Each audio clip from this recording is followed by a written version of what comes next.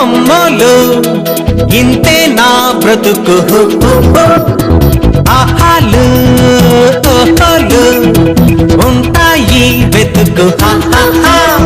మన చేతుల్లోనే లేదా రిమోట్ కంట్రోల్ ఇంటే మార్చేద్దాము ఏడుపు కొట్టు ప్రోగ్రాంలు వార్తల్లో హెడ్లైన్సా మనకొచ్చే జిలిపి కష్టాలు అయోడిన్తో అయిపోయే